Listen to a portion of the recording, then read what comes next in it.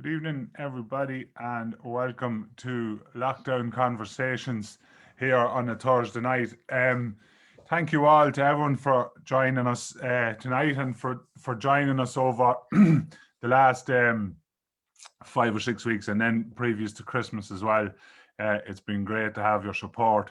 If you've missed any of the Lockdown Conversations that we've done already, we now have a YouTube channel up and running. It's the Amateur Drama Council of Ireland, or ADCI, and if you go on there, you will be fit to find all the lockdown conversations that we've done so far. You know the story, folks. We'd love to hear where you're from, what festival you're from, what group you're from, what part of the country you're watching in from tonight, and give us an old comment in the comments, and we'll be in touch with a like. I'd also like to say, folks, a big thank you to Lorna Doran McAvoy, who helps me out every week with this. Lorna's the woman in the background that does looks after all the comments and all that. So a big thank you to Lorna. She's the PRO at the ADCI, and I want to say a big thank you to her. Okay, folks, let's get started on our Thursday night drama chat and our lockdown conversations tonight, all the way from South Armagh. I want to welcome a member of Le Slade Dramatic Players and Le Slade Drama Festival, and now the newly elected chair of Arts Council Northern Ireland, Liam Hannaway. How are you? Not too bad, Paddy. Good talking to you. Good to have you on, Liam. In these strange times, I suppose, first of all, I'll start by congratulating you on your new position in Arts Council Northern Ireland, and from everyone at the ADCI and all the drama people throughout the 32 counties, we wish you the very, very, very best of luck in your position over the next 4 years. And maybe we'll come back and we'll chat a little bit about that later on in the conversation. So firstly, Liam, we'll start tonight the way I start with everyone else. How did Liam Hannaway become involved with amateur drama, or how did amateur drama come and find Liam Hannaway? Well, first of all, Paddy, thanks very much. It's great to be on with you. And I suppose in reference to your previous comments, I want to thank all the people within ADCI who sent me messages and congratulations on my recent appointment. As I said, we'll chat about that later on. How did I become involved in drama? I suppose it was in my blood, in my veins. I was a wee fella. My father was involved with the Slade Dramatic Players back from the late 40s, early 50s. And I remember from my first memory of going to a play went to see Harvey, the rabbit, the invisible rabbit. And I think I went to see him. He was playing with the Abbey Players at that point in time in Uri. I'm going to watch Harvey. I must have been about 7 or 8 at the time. Quite young, because then the actual show I remember him in was in City of Kings, which is about Martin de Porres. It was a play about Martin de Porres. He was playing in it, and then so the Abbey Players died down from that, and then basically I suppose that sort of engendered sort of the interest into me. And then Daddy was always in the house. He'd be rehearsing. He had people in, they'd meet up in the house. I remember him playing Captain Boyle, I think, in the thing. And him and Mick Mathers, who was a former member of the Abbey Players, well known in Uri, him and Mick rehearsing the scene about the sausages. Hey, not your sausages, I never mind the eggs out of Siberia. I remember them rehearsing it in their living room in the house, and us as me and Angus at that point in time sitting watching them, with their eyes and this Dublin accent and the whole thing. So I suppose I had very little choice but to be involved. And then really then what happened was, I suppose, based in the Slade Dramatic Players have been, as I said, you started off in the 1940s. And then sort of the old hall that they used to do their plays, the old Hibs Hall, which if anyone's through the Slade, the old green corrugated iron hall is just below the chapel. Well, it was where they used to do the plays in, and it closed in the mid-60s. And then the school, which I went to school, the primary school in the Slade closed, and the local community came ahead and bought or leased the school off the church. with the idea, of course, of resurrecting the drama. And then there was a pageant done around Kathleen O'Houlihan, the story of Kathleen O'Houlihan, with music and dance into it. And it got involved. And again, I played the young Cuchulainn in it, with a kilt, I think it was like a white kilt and a red scarf that was a red cloak that was knitted and all for me at that point in time. And then we went on. Then my first, I suppose, performance with the Slade Dramatic Players was 1979, when we did Juno and the Peacock. And again, this was pre-festival days and stuff, but that was the start of the Slade Dramatic Players really getting re-energized again, you know. Wow, there's a huge history of drama then in the Slade. So, Leslie, your dad who was involved, and family of yours, Hannaway name is well known around Leslie in drama circles. They began then. There was a festival started in Leslie, but it wasn't a qualifying festival. It was a festival for local groups. Yeah, the basic story was, and again, it follows nearly on from our last conversation, or part of the conversation there, Paddy, was that Leslie did a number of shows. They resurrected, they did the Plough and the Stars first in mid-1975, I think it was. Then they did the Playboy, then they did Juno and the Peacock, and we're starting to do plays. And at the same point in time, there was a group set up in Glasdrumman. There was a group, it was previously a group in Mullaban in the 60s.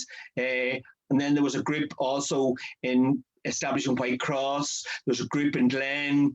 And there was a number of groups around it. And my father had this idea, why don't we have a festival of rural drama where groups can come together? It's a bit like a football team, a football blitz. We come together and we do a number of nights. And we did it like it was our festival, which still runs. People wonder why we run, it was a Friday, a Sunday, a Wednesday.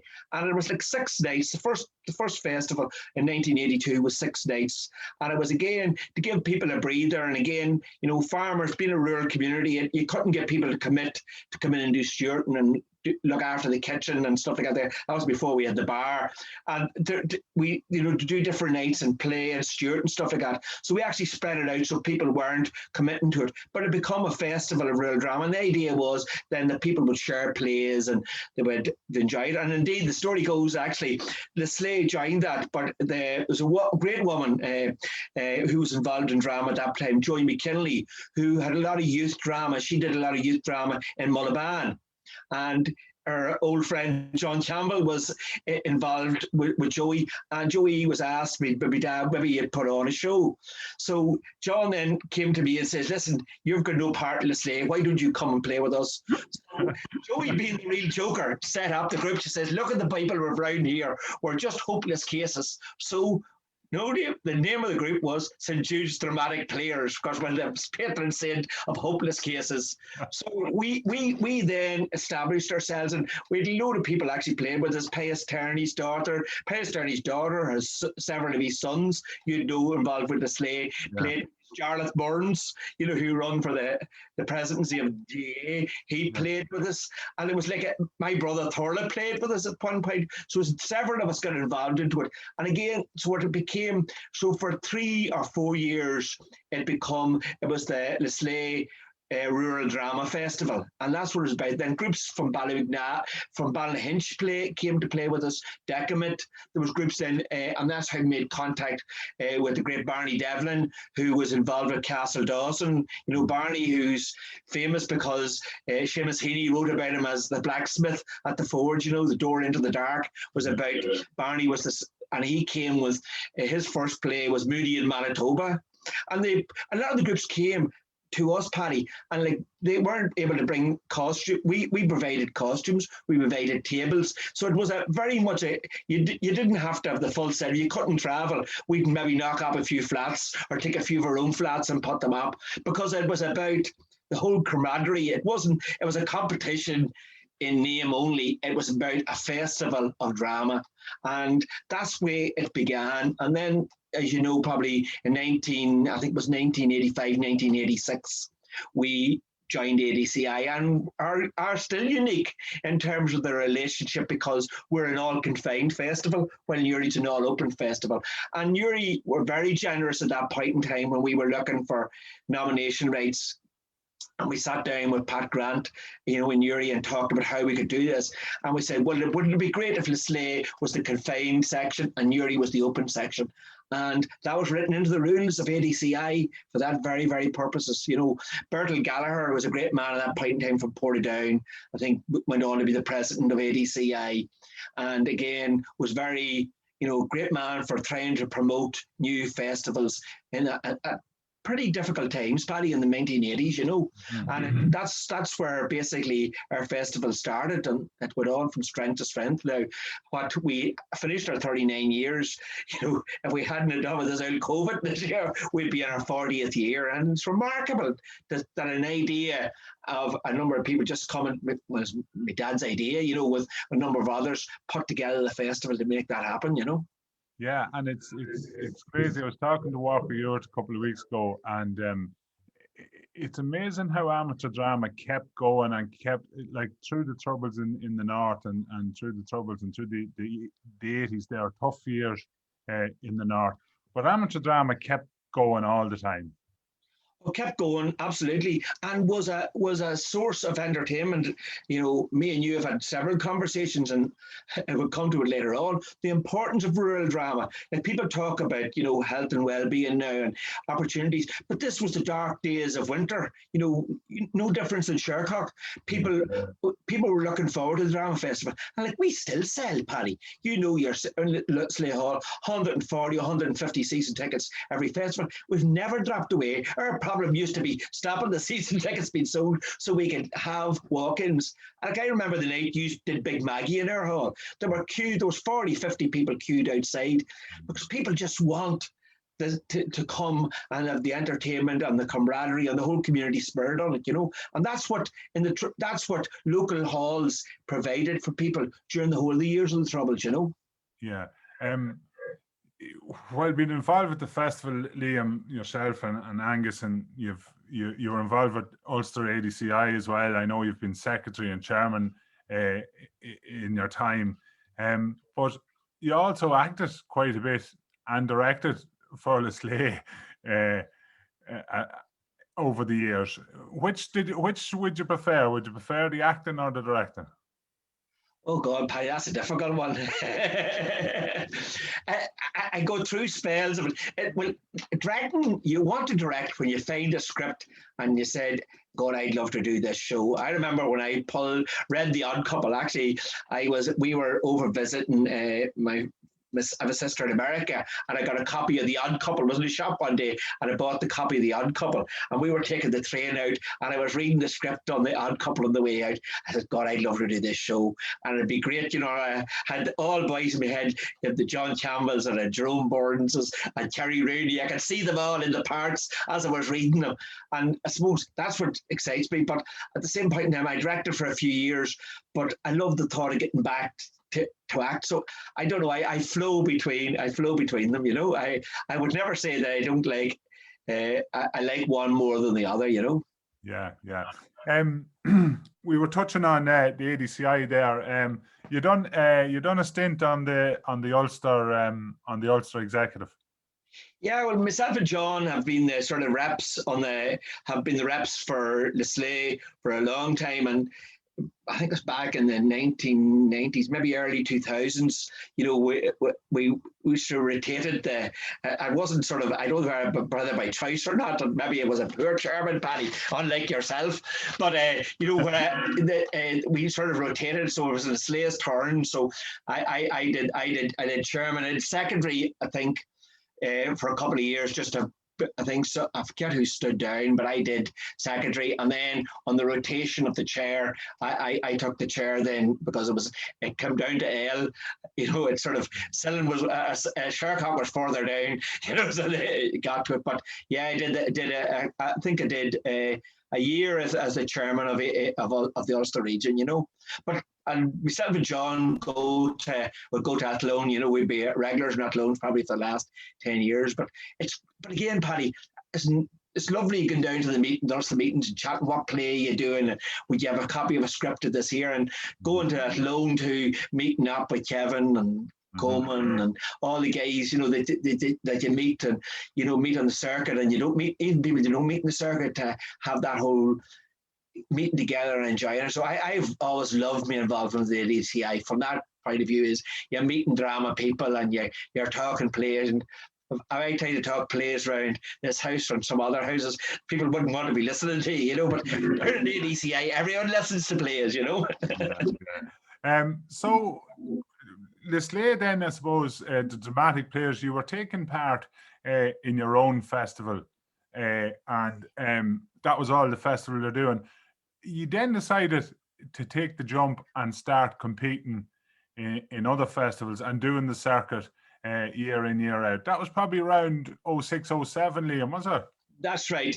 I suppose, yeah, we started off doing the plays, and because it's a community, yourself, the drama festival and the dramatic players. So the drama festival was set up, began because of some of the players decided they wanted to have a rural festival and get people in. So that's how it started off. And therefore people were, you were chairman and you were involved in the play, or you might have been producing the play. Like Joe Murphy produced the play for years, was our business manager, then come on to be our president. You had, Josephine McParland, who was again one of our main actresses at the time. She was secretary of the festival, and then later on in years you had, John as the chairman, me as the chairman, and Garvey as a secretary.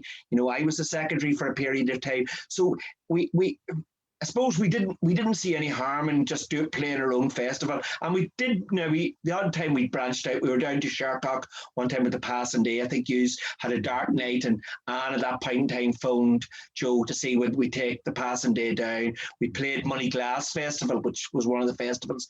Again, give them but it was never a planned, it happened to be more sort of ad hoc. But I suppose what happened was then, Paddy, when several things started to come together. Well, first of all, we started to realise that, we would win our own festival. Now, we're winning it massively, but we may be winning it over a decade, maybe 2 to 3 times. But you were taking the points away from a group, maybe there was second onto it. And we began to feel it was unfair.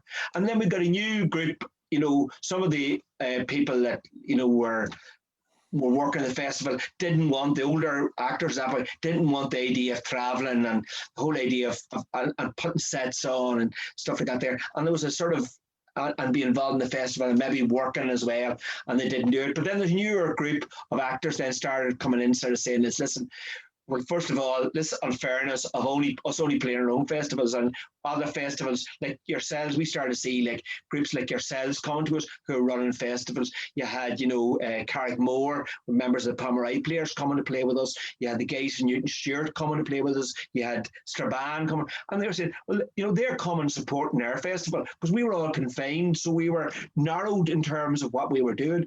So a lot of us started saying, well, this isn't fair. We need to be offering, because ourselves up to other groups, to up to other festivals to play in.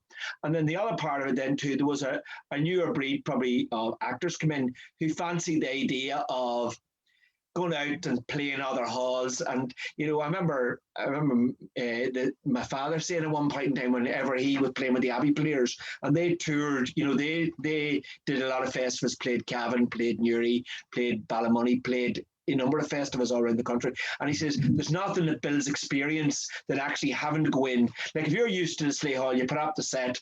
If you're not having to move, you build your set alongside of the hall. But go to a hall which you have tricky sides and how you design that, or you're come on an actor, and the Slay set stage is quite small. So therefore, you come to a bigger stage. Then how do you what's your movement like then? How do you move different audience into the Slay? We do a comedy, we'll get laughs because people know you. Play to a different hall, different. So again, it was a way of building the experience and building the experience of our actors as we went along. So we changed that, and we began the festival circuit, and I think the first show we did was Inspector Calls. This was directing it, and we went to Newton Stewart, and I think we did Blaney and Leslie. But I must tell you, Craig, the great Frank McGillian, may God rest his soul, was I went down and I told Frank, we were down at the All Ireland at Athlone with Frank McGill, you see, and I sort of was all pleased because Frank was one of the ones saying is, you should be travelling. So I sat down beside Frank, we were having the cup of tea and the sandwich at the break, and I said, Frank, but the way we're going to travel this year, we're going to come up to you and Newton Stewart, and we're going to do Blaney. And then Frank used to go, Jesus, boy, he'll be exhausted. Two other festivals on top, and here was Newton Stewart doing 7 and 8 festivals, But that was how we sort of got on the road, and we've had great success on the road, in terms of both from we'd Free the City come a second in the All Ireland. Yeah. Arsling and O'Lace, our first time in the All Irelands, come third into it. Rumours come third in it down in West Cork, and then we Lenore and Anne winning Best Actors, and John McElroy picking up 2 SET awards. So so we've had great success, and a great enjoyment. And again, as a community thing, as you probably know, when the sleigh travel, we just don't go ourselves. We're not really of a bus of about 30 followers that comes down, and again. But in the winter time, sure, it breaks the winter and gives people an opportunity to look forward to. And people who don't normally go on holidays would have went for that weekend away with ourselves. So it was great, great crowd. So you'd normally try and do 4 or 5 festivals now every year, including your own, which is really good. And as I say, you have had different directors over the year. Yourself, Angus has directed, John Campbell has directed, Kerry Rooney has directed. So you've shared it around quite a lot. You don't stick with the one director all the time. No, well, that was the idea. You see, we've heard of poor Joe Murphy, carried the directing role for years and acted and directed at the same time. And then Tommy Keane, who also then would have played with us, and he played with us in Arsling and O'Lace. Tommy then directed him a couple of years. But again, they were carrying the burden. So it was their responsibility. And the idea was that we shared it out. Then people could, if I see a play that I want to do, then I can pick a play, and then people can move into that there, and it sort of freshens, and it brings, gives a chance for people like me, Paddy, who can act and then direct. So you can do a bit of directing in a couple of years, but you always get back to act if somebody else has to pick up the mantle, Yeah. But Liam, apart from the sleigh, you done some other stuff. You acted in some other stuff as well. Yeah. Well, I suppose. Yeah, I played with a couple of groups. First of all, again, one of the things we started to do was, again, tied in with my dad's relationship with the Abbey players and some of the ex-Abbey players. We set up a group. He set up a group called the Sylvan Players, we did a couple of things with them. First of all, we did a few straight plays. We did Joan of Arc, and we did A Man for All Seasons and The Magistrate, and we did then An Evening of Yeats and An Evening of the Irish Poets, which again was sort of developing in sing shorter plays, getting plays that sort of don't tend to be done. And then we were involved in a couple. We did an aunt of mine wrote a couple of Celtic musicals, Connor of Ulster and Song of High Summer, which again involved dancers, Cultus Cultorian, and a number of drama groups. And we did a couple of them in the 1980s.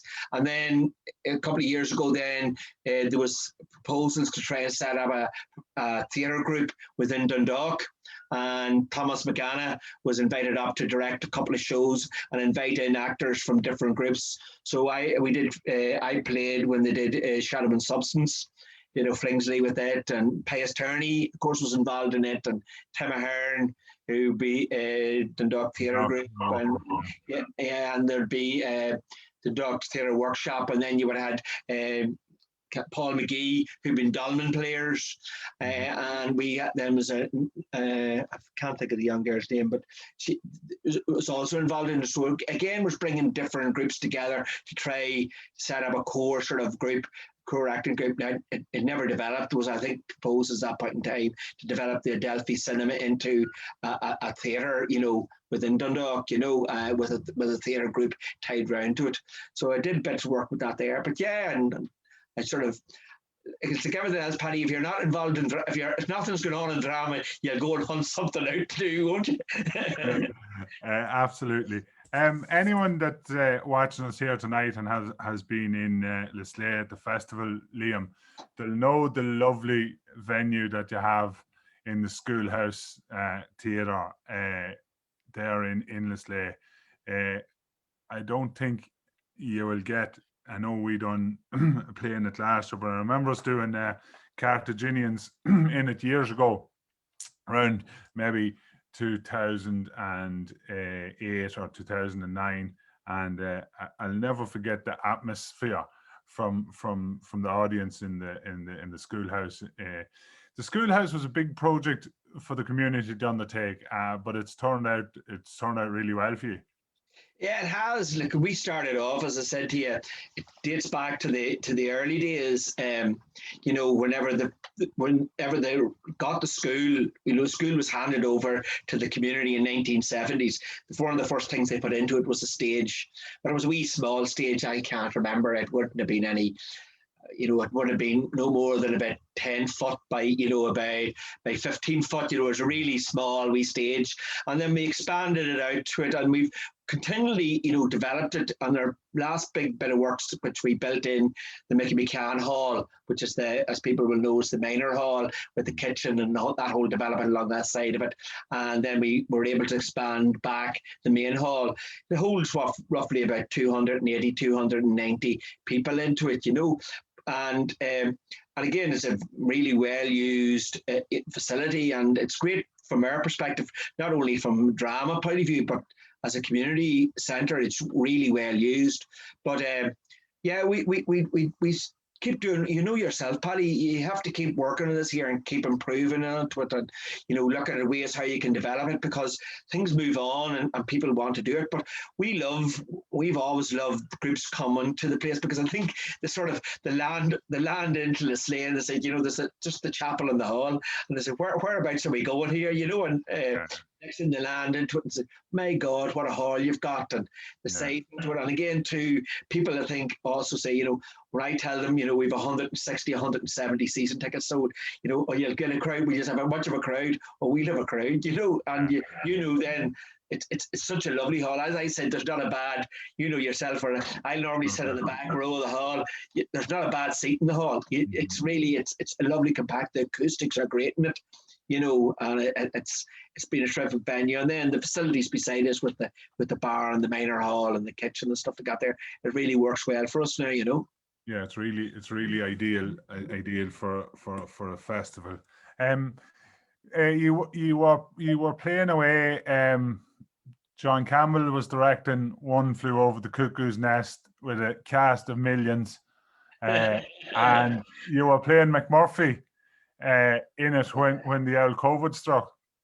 And Paddy, people are going to be looking on saying is, look at the baldy head and that fella there. How can he be playing McMurphy? But John Campbell had me growing the hair from Christmas time. I had locks, I had big locks down here onto it. I had the spray paint to get myself blackened up onto it. And we changed one of the lines in the play, whereas one age is he 39 years of age, and Campbell put me on, I think, to 49 years of age. And I says, even that was a push for me. But yeah, we it just act. You know, it's a shame really what happened last year, because we had the thing just starting to go. You know, with yourself, we'd done a couple of nights in our own hall, and you know, both playing the festival, and we went down to Skillen and we played down to Skillen, due to go to yourselves on the Friday night. And when the plug was pulled onto it, you know, and it was very disappointing. We had a great cast on it. Like, we had ranges of ages onto it. You know, you had Ingus's Ellen playing, you know, the wee nursery, who was, I think Ellen's was about 20, you know, at that point in time. And then you had Pius Turney and in his 80s playing into it. So you had a great divergence of a cast into it, and a lot of new actors. We got a lot of new actors, people that had actually played maybe 30, 40 years ago, actually got them back on the stage again with guys, you know, with a couple of new actors who'd never been on the stage, got them on playing into it. And it, you know, when John, fair play to John, when John looks for a play, he tries to get a blend of people, get people for the first time and give them a whole flavour, and do like what's happened to ourselves have got to, sort of get the spark of drama ignited in them, and it just, but listen, hope springs eternal. Campbell says he's going to resurrect it next year now. How long? You think I was playing a 49-year-old, and I've another 2 years thrown on top of that? God, yeah, my hope restrictions lift fairly soon. Exactly. Just there, we were talking with John. I seen your production the year before last. There was a play that hadn't been done on the circuit very much, but a great young cast. And John bred in new people into the cast, which is vital to any group. Oh, well, that's the important thing of it. And there's been great work done, we refer to Anne Garvey and Orla Murphy, who would be two of actors. They run Cute Kids Club, where they've been doing drama courses for several years and bringing new people on. And, and we've been able to bring people, and it's very important, Paddy, that you're bringing in, because like people brought, as I said to you, I played the mobilizer in 1979 at, I think I was 18, 19 years of age then. And that was my first part in a play in the sleigh. And again, if somebody hadn't brought me on, then, where would it have gone to you? You need to bring on new people, and you can't be picking the same cast all the time. You need to be bringing new people in, bringing fresh blood in, who then will hopefully take up the mantle and start to run on with it again. But we've got really every year we try to bring a couple of new people into it, and young people nowadays go away to university, but you hope that when they go away to university, when they come back and sort of want to get involved in drama again, and that's what's important. And then with a lot of good guys, actually went off then, to professional stage. You have young Ryan McParland, Chris Grant, who had played with us in Arstic and O'Lace and Shadow of a Gunman, and and Kerry then himself involved in his own group at the moment and doing shows in Theatre in the Mill and stuff like that there. So it's been, we've brought people and moved them on, and God knows it could come back to us again. The wheel keeps turning. A question I asked, a lot of the guests said on here with me, Liam. I know there's one or two that I'll always remember, but is there a night that you were at a play, or where you were sitting in the audience watching a play, or on stage in the middle of a play, and the hair stood on the back of your neck, and you thought, wow, this is something special to be at live theatre? Or maybe it was something that went terribly wrong that you never forget either. Either or. Have you one or two of them nights in your head? Oh, I'll take nearly the ball, Paddy. I've had many nights sitting on the stages. And next thing, I remember us playing in Big Maggie, and every night on the stage, we hadn't three-phase thinking electricity at that point in time, and somebody put on the cookers in the kitchen to heat the sausages and the sausage rolls, and too much electricity and too much lights, bang, the lights were out, and me and Mary Murphy were playing the scene. She was playing Big Maggie and I was playing the travelling salesman, and you're working up to the kiss onto it here, and the whole thing goes down, and you have to keep on. You say, where am I going? What's going to happen here? And your lines are coming out and your heads tell you different things. That's one. I'm trying to think in terms of a play that I was at that just there's probably several shows, in terms. I'm trying to think of amateur plays, I'm not just saying because you're last year, in terms of, your show last year, the scenes in the second act then, was one scene that was absolutely fantastic into it. I suppose one of the big shows that we did that, and I was only getting good at the end of it, we did On the Waterfront. Kerry Rooney did a really ambitious show. Again, I think there was 30 plus actors on the stage because we had all the people, and again, carried them all. And we did it based, we converted shipping crates. But it was one of them shows that it was, you started off and then it was too long and you trimmed it away. And the problem was, and this again, but back to our conversation earlier on about festivals, I remember what happened in the Sleigh was the first night we'd be doing our play was in the Sleigh Festival. And that's the way it was about on the waterfront. So first night we did, I think we did it in Castleblaney. Then we went to the Sleigh 2 days later. And then so by the time we got to Strabane, we actually it got much. I think we'd taken about 3/4 of an hour off it, just shortened bits and pieces of it, and started smoothing in. And again, you had a lot of people that were never on the stage before and get it going. But I remember that the performance with Kerry with the pigeon loft when he opened the pigeons and the dead pigeon and stuff like that there onto it, being on stage onto it, and saying, just as a hell of a show. And like on the waterfront, it didn't work for us at all. I think we got second in Strabane, but at that point in time, we'd got no results in any of the other festivals, and it didn't go on to us. You put me on the spot. I'm trying to think of there be. No, it was just a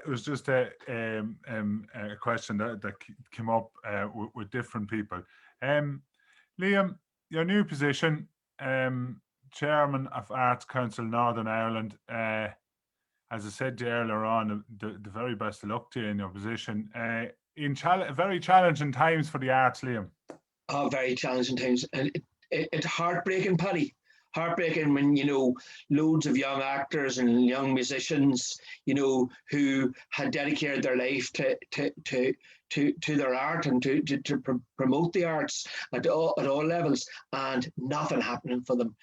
Dark nights, bands that have been going for years and not getting any opportunity to play. Like I know there's a young fella beside us who toured with Cara Dillon, toured, with Nathan Carter, session musician, onto it, and he's running a wee coffee dock down in Cavanagh, fair play to him, just to supplement his income onto it. So it's very, very tough times for it. And you look at, the big theatres, all closed in terms of, and theatre groups, and people are been trying to be sort of creative in terms of stuff that they're doing on Zoom, and, the show off in the Druid last, over the bridge, I think was on the bridge, wasn't it? Yeah. And then there was a number of the ones, the shows that it was done, the Lyric, which were lockdown shows. But listen, the point is, we need to support these groups. And the other thing too, Paddy, is having lost the audiences, what's the impact going to be onto it? Now, Hardy, I've watched several shows, on Zoom, and yeah, it's good to watch, but it doesn't beat getting up, getting yourself ready, pulling it into a hall, meeting people, chatting it in, sitting down with the audience, having the break, talking to people over a cup of tea or over a drink in the bar.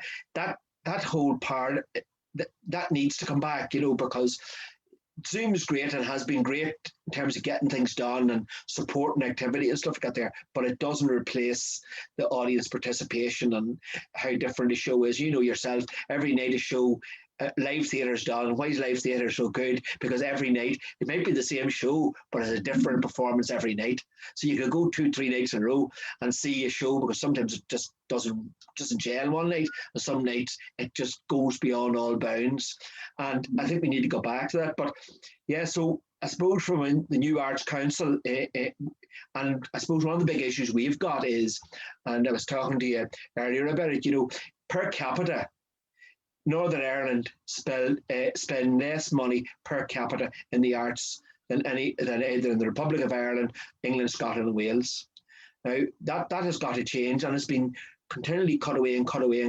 And I think one of my rules will be to talk about the importance of the arts, because the arts is not only important for enjoyment, it's important in terms of, first of all, creativity and culture, in terms of bringing new people on. It also, as I said to you, particularly amateur drama, it creates professions for people onto it, whether it's people like yourself who are working on the techie side of it, or young actors who go on to drama school and get an education and go into drama, or people who work in sort of role play, and people then who work in who actually use drama, as a means for dealing with difficult issues, issue-based drama. You look at what happened in the youth service in terms of where drama is used in that. So it is so many elements of it.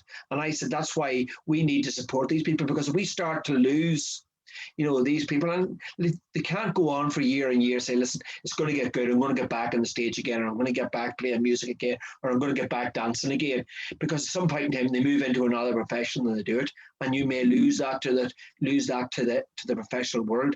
And that's as an arts council, both north and south, it's critically important that we look at how to support artists and retain the artists and start to build, again, audience participation as we come out of this.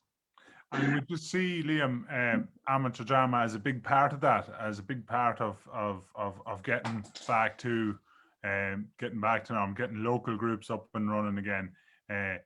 Would you think that would be something that the arts councils would be willing to look at?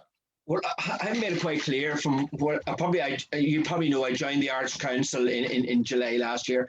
I retired from the council in 2019, and I decided I wanted to get involved in stuff that I was really interested in. And I suppose there had been a lot of criticism of the Arts Council in the North, because the saying is that 75% of the money goes into Belfast and Derry, and yes, the big theatres are there, the Lyrics there, the Opera House, the Playhouse, the Nerve Centre in Derry, and you can see the rationale for that.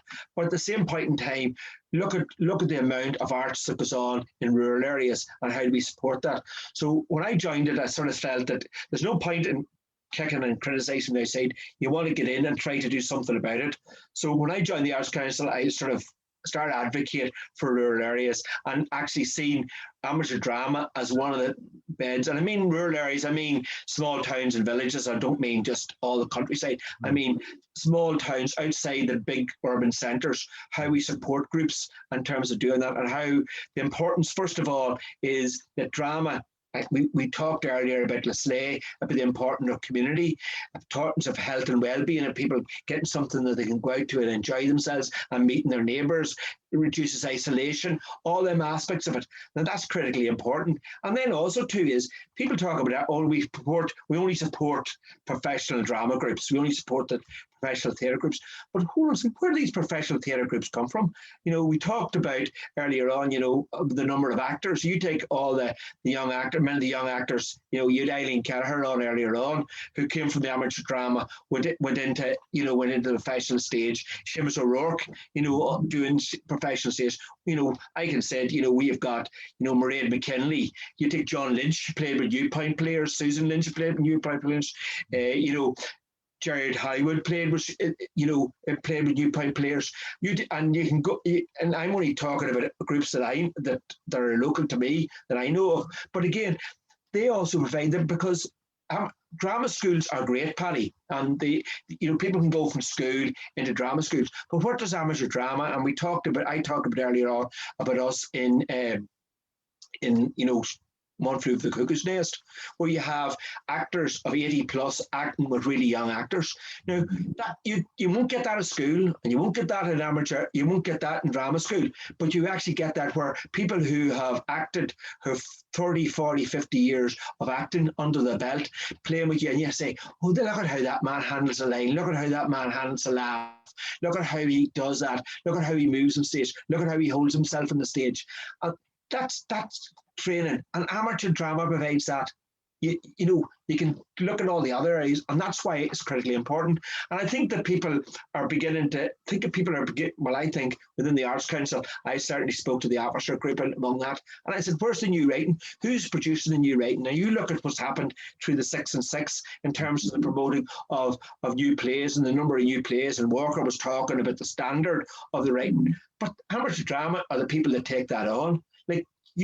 Like ourselves in the Slay, most every other year or so, we will have a play on that has never been produced beforehand. In amateur drama, some local person writes the play and they get it put on. Like Armin Gaillard and, Remy Murray, and, we had several years ago, Bailaborough, I forget was again a new piece of work that Connor had taken and put on stage. And that's where amateur drama will do that at little risk to them, to themselves. So I'm very passionate about it, Paddy, as you can see. But I think that people don't give us the recognition we deserve, and they tend to look to the professional side and don't see the contribution that amateur drama and drama festivals make to society across the island of Ireland.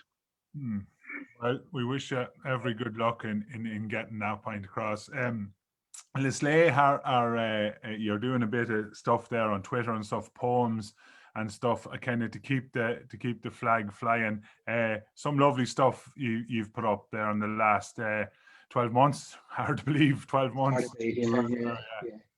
Yeah, it was sort of spawned by a South Armagh man, a Silver Bridge man, Eamon Malley, who was doing it himself, and then he contacted John Campbell and myself onto it. We started doing a poem a week and do it. So now we have the gang of 8 who now produce it. You know, Una Walsh from Monaghan and Eamon himself and Donald O'Hanlon for the chairman of New Point Players, and myself and John and Blaine McCann again, who's an Irish language teacher in from Crossmit Lane, and probably forgot somebody on tweet, you know, but put up we do play I do a couple of poems every weekend just to keep the thing going. But it's Paddy, it's great fun, and I must have better enjoy it. And as I said to you, drama people are like that, Paddy.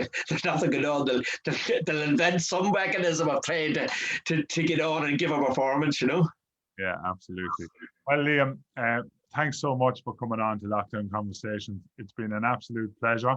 We wish you every success in your position as Chairman of Arts Council Northern Ireland.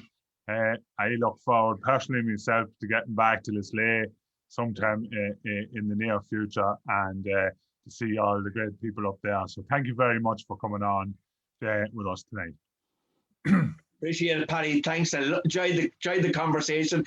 Hopefully the next time we'll have something long and liquid in front of us, and we can have an even better conversation. Please God. Right, folks, that's it for this week. Next week we have Director, Adjudicator and Secretary of ADA, Imelda McDonough on with us. So we look forward to our chat next week with Imelda. But for this week, that was Liam Hannaway. I'm Paddy Farley. Thanks for watching Lockdown Conversations, and good night.